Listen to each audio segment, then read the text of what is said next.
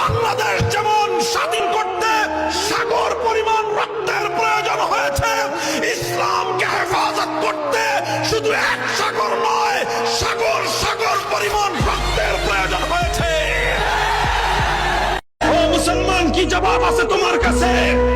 আল্লাহ নবীর কাছে মুখ দেখাবো কোন মুখে? আল্লাহ যদি জিজ্ঞাসা করেন, আমার হাবিবকে তোমার দেশ থেকে লাঞ্ছিত করা হলো, তোমরা কেন আমার হাবিবের ইজ্জতের হেফাজতে কোনো পদক্ষেপ নিতে পারবে না?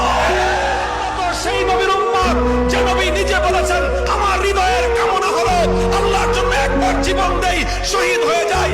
আবার আল্লাহ আমাকে জীবন দিলে আবার শহীদ হয়ে যায়, আবার জীবন দিলে আবার শহীদ হয়ে